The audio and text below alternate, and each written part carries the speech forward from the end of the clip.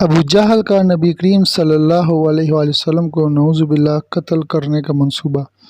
آپ صلی اللہ علیہ وآلہ وسلم کی تبلیغ کا یہ سلسلہ جب بہت بڑھ گیا تو قریش کے درمیان ہر وقت آپ ہی کا ذکر ہونے لگا۔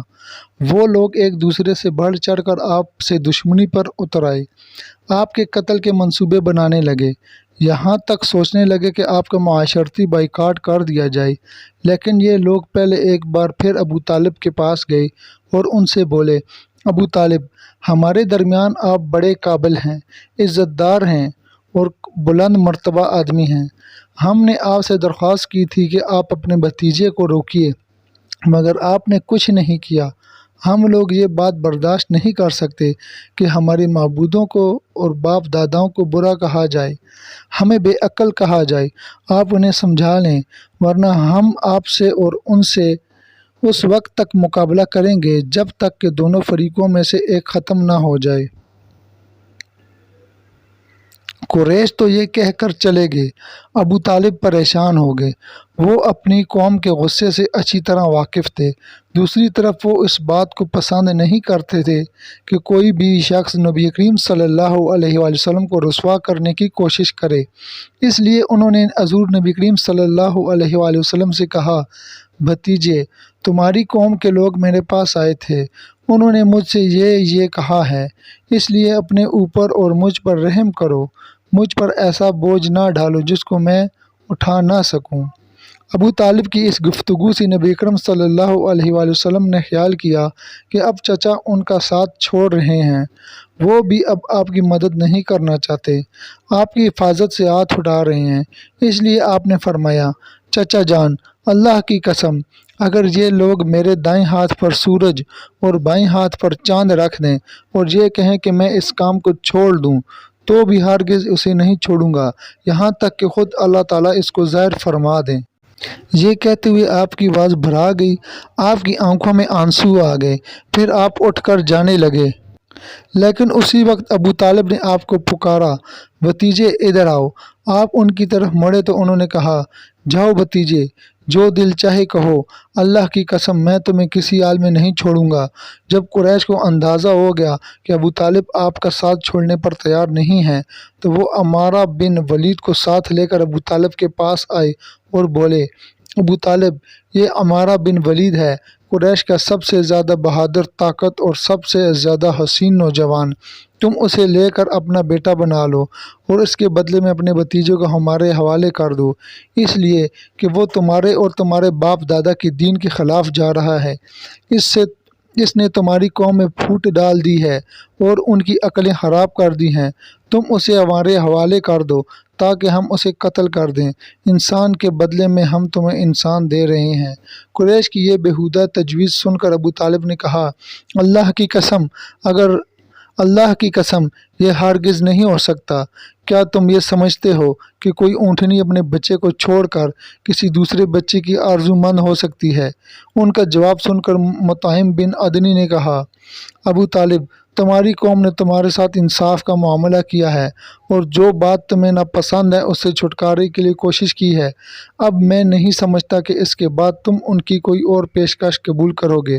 جواب میں ابو طالب بولے، اللہ کی قسم، انہوں نے میرے ساتھ انصاف نہیں کیا، بلکہ تم سب نے مل کر مجھے رسوا کرنے اور میرے خلاف گٹھ جوڑ کرنے کے لیے یہ سب کچھ کیا ہے۔ اس لیے اب جو تمہارے دل میں آئے کر لو۔ بعد میں یہ شخص یعنی عمارہ بن ولید حبشہ میں کفر کی حالت میں مرا، اس پر جادو کر دیا گیا تھا۔ اس کے بعد یہ وحشت زدہ ہو کر جنگلوں اور گھاٹیوں میں مارا پھرا کرتا تھا۔ اسی طرح دوسرا شخص مطعم بن عدی بھی کفر کی حالت میں مرا۔ غرض جب ابو طالب نے قریش کی یہ پیشکش بھی ٹھکرا دی تو معاملہ حد درجے سنگین ہو گیا۔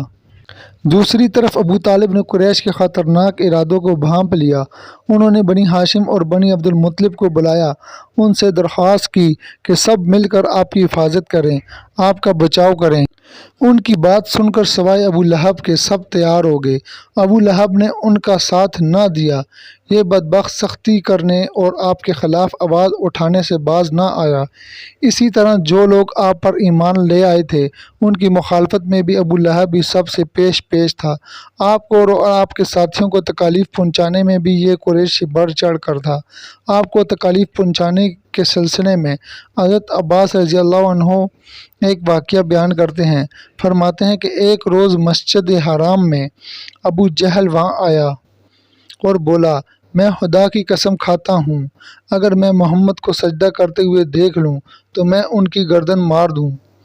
हज़रत अब्बास रज़ियल्लाहु अन्हु फरमाते हैं, यह सुनकर मैं फ़ौरन नबी करीम सल्लल्लाहु अलैहि वसल्लम की तरफ गया और आपको बताया कि अबू जहल क्या कह रहा है। नबी करीम सल्लल्लाहु अलैहि वसल्लम यह सुनकर गुस्से की हालत में बाहर निकले और तेज़ तेज़ चलते मस्जिदुल हराम में दाखिल हो गए। यहाँ तक कि गुज़रते वक़्त आपको दीवार की रगड़ लग गई। इस वक्त आप सूरह अलग की आयत 1-2 पढ़ रहे थे। ए पैगम्बर, आप अपने रब का नाम लेकर कुरान पढ़ा कीजिए। वो जिसने मखलूक़ात को पैदा किया, जिसने उन्हें खून के लोथड़े से पैदा किया। तलावत करते हुए आप इस सूरत की आयत 6 तक पहुँच गए। तर्जुमा, सचमुच बेशक काफर आदमी हाथ से निकल जाता है। यहाँ तक कि आपने सूरत का आखिरी हिस्सा पढ़ा जहाँ सजदे की आयत आई और उसी के साथ ही आप सजदे में गिर गए। उसी वक़्त किसी ने अबू जहल से कहा, अबुल हुक्म, ये मोहम्मद सजदे में पड़े हैं।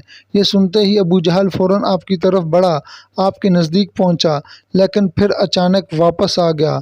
लोगों ने हैरान होकर पूछा, अबुल हुक्म क्या हुआ है? जवाब में उसने और ज़्यादा हैरान होकर कहा, जो मैं देख रहा हूँ तुम्हें वो नज़र नहीं आ रहा। इसकी बात सुनकर लोग और ज़्यादा हैरान हुए और बोले, तुम्हें क्या नज़र आ रहा है अबुल हुक्म? इस पर अबू जहल ने कहा, मुझे अपने और उनके दरमियान आग की एक खंदक नज़र आ रही है। इसी तरह एक दिन अबू जहल ने कहा, ए गुरे कुरैश, जैसा कि तुम देख रहे हो मोहम्मद तुम्हारे दीन में ऐब डाल रहा है, तुम्हारे माबूदों को बुरा कह रहा है, तुम्हारी अक्लों को ख़राब बता रहा है और तुम्हारे बाप दादाओं को गालियां दे रहा है। इसलिए मैं खुदा के सामने अहद करता हूँ कि कल मैं मोहम्मद के लिए इतना बड़ा पत्थर लेकर बैठूँगा जिसका बोझ वो बर्दाश्त नहीं कर सकेंगे। यूँ ही वो सजदे में जाएंगे, मैं वो पत्थर उनके सर पर दे मारूँगा। उसके बाद तुम लोगों को अख्तियार है, चाहो तो उस मामले में मेरी मदद करना और मुझे पनाह देना, चाहो तो मुझे दुश्मनी के हवालों कर देना। फिर बनी अब्द मनाफ मेरा जो भी हशर करें। यह सुनकर कुरैश ने कहा, अल्लाह की कसम, हम तुम्हें किसी कीमत पर दगा नहीं देंगे, इसलिए जो तुम करना चाहते हो इत्मीनान से करो। दूसरे दिन अबू जहल अपने प्रोग्राम के मुताबिक एक बहुत भारी पत्थर उठा लाया और लगा नबी अकरम सल्लल्लाहु अलैहि वसल्लम का इंतज़ार करने। इधर नबी अकरम सल्लल्लाहु अलैहि वसल्लम भी आदत के मुताबिक सुबह की नमाज के बाद वहाँ तशरीफ़ ले आए। इस वक्त आपका किबला बैतुल मुक़द्दस की तरफ था। आप नमाज के लिए रुकन यमानी और अजर अस्वद के दरमियान खड़े हुआ करते थे। काबे को अपने और बैतुल मुक़द्दस के दरमियान कर लिया करते थे। आपने आते ही नमाज की नीयत बांध ली और इधर कुरैश के लोग अपने अपने घरों में बैठे इंतज़ार कर रहे थे कि देखें आज क्या होता है, अबू जहल अपने प्रोग्राम में कामयाब होता है या नहीं। फिर जूँ ही आप सजदे में गए, अबू जहल ने पत्थर उठाया और आपकी तरफ बढ़ा। जैसे ही वो आपके नज़दीक हुआ, एकदम उस पर लर्ज़ा तारी हो गया, चेहरे का रंग उड़ गया, घबराहट के आलम में वहाँ से पीछे आया। इधर पत्थर पर उसके हाथ इस तरह जम गए कि उसने चाहा हाथ उस पर से हटा ले, लेकिन हटा ना सका।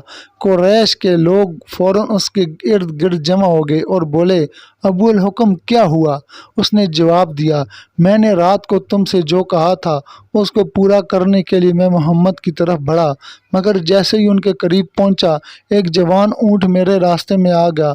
मैंने उस जैसा ज़बरदस्त ऊँट आज तक नहीं देखा। वो एकदम मेरी तरफ बढ़ा जैसे मुझे खा लेगा। जब इस वाक़ये का ज़िक्र नबी अकरम सल्लल्लाहु अलैहि वसल्लम से किया गया तो आपने फरमाया, वो जिब्रील अलैहिस्सलाम थे, अगर वो मेरे नज़दीक आता तो वो ज़रूर उसे पकड़ लेता। दोस्तों, यहाँ पर हमारी वीडियो मुकम्मल हो जाती है।